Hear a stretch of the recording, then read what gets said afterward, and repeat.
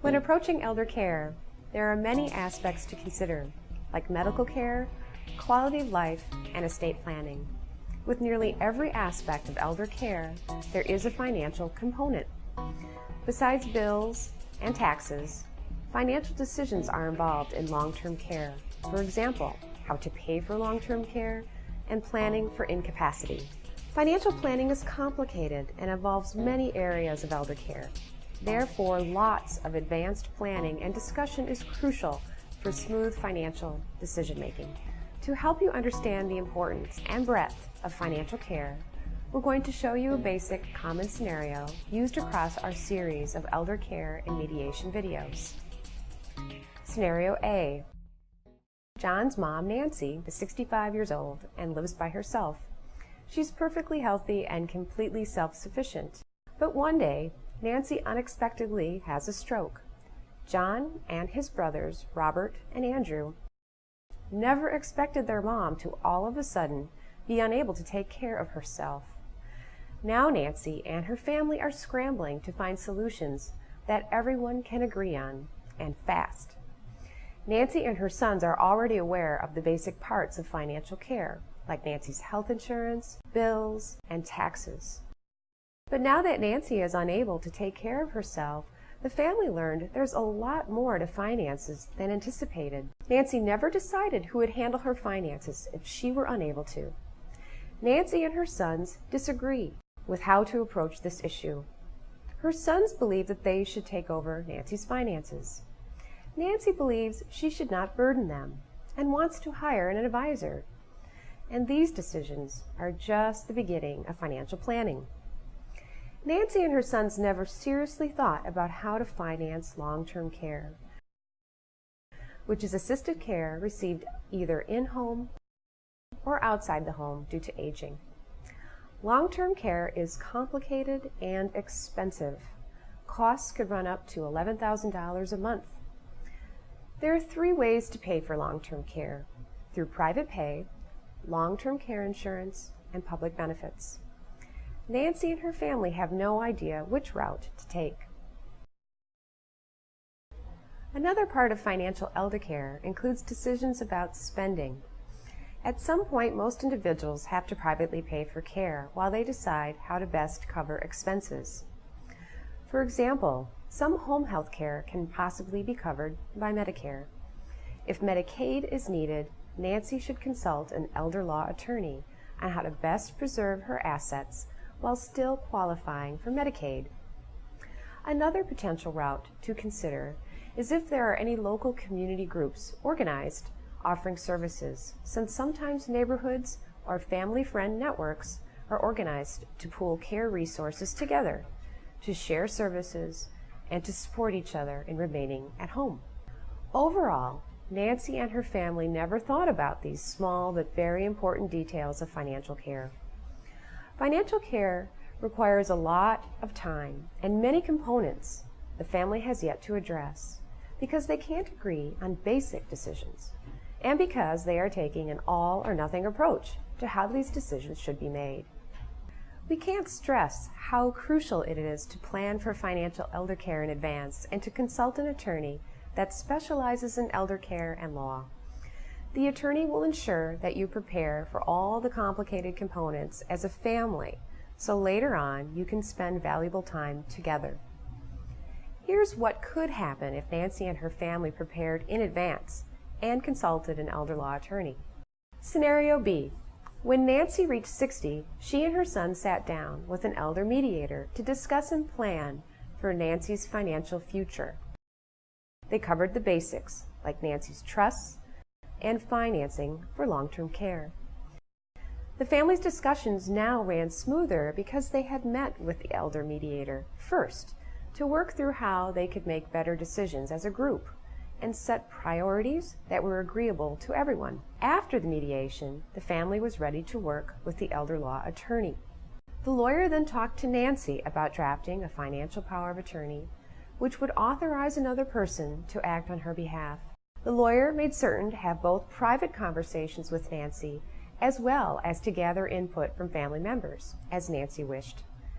Nancy was able to give her input and determine whether she wanted to give the agent broad power to make decisions or limit them to one or more specific things. Nancy and her lawyer also discussed the best method to use to pay for her long-term care, if it was needed. They talked about whether it was best to use her private resources, long-term care insurance, Medicare, and/or Medicaid, or a combination. Since Nancy wants to live at home, her financial plan should include a plan to maximize Medicare benefits, for example, preventive benefits, screening, and home health care benefits. She should consider supplemental supports for basic needs if she qualifies, for example, Meals on Wheels, energy assistance, assistance in paying for Medicare premiums and co-pays, and medications, and possibly food share.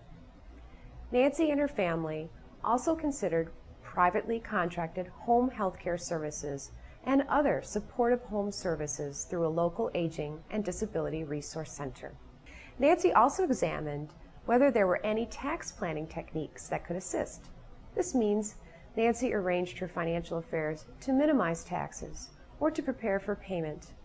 This can involve applying for homestead credit, itemizing deductions for medical expenses, and complying with any withholding requirements when hiring individuals to provide home care supportive services.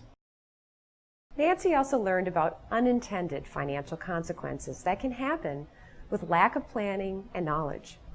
While Nancy wanted to make gifts of money or property to her sons to spend down her assets to qualify for public benefits, the family learned through working with an elder law mediator and attorney that these gifts could lead to unforeseen consequences. This could lead to Medicaid ineligibility or a loss of other public benefits at the precise time when they are most needed. Often the recipients of gifts say they will give the money back if it's needed, but that promise can be problematic when a child faces their own financial troubles, bankruptcy, divorce, mortgage foreclosure. With the lawyer, Nancy was able to determine the best route to meet all of her financial wishes while asking for input from her sons when needed. The final plan was one that addressed the family's concerns while preserving Nancy's right to ultimately decide how best to manage her affairs. Tools. There are many tools that exist to help with financial planning in elder care. All of these tools can help whether you're planning far in advance or trying to ensure all bases are covered in an emergency situation.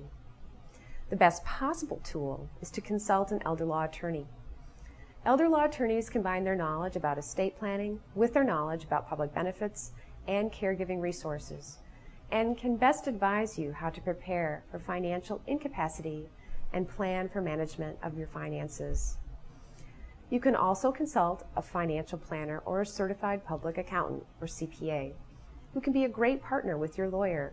It is also important to get organized and to locate and secure necessary documents like insurance cards or bank statements in one place. There are many more aspects to financial care that an elder law attorney or elder mediator can help your family prepare for. Most importantly, by planning in advance, the elder's wishes are likely to be met and their finances will be handled in a way they prefer and in a way that protects their ability to receive the benefits and services they need. Family conflict is unlikely when you plan ahead using the services of qualified professionals experienced in this area.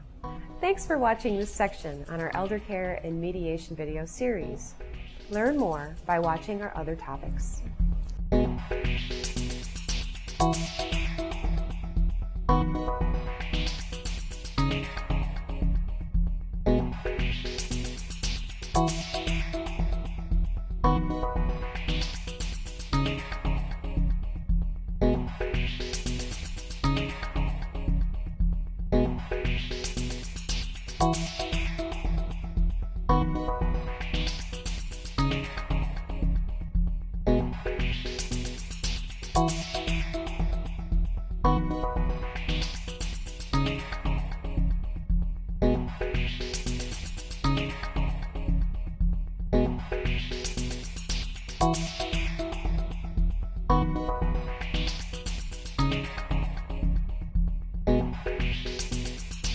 you.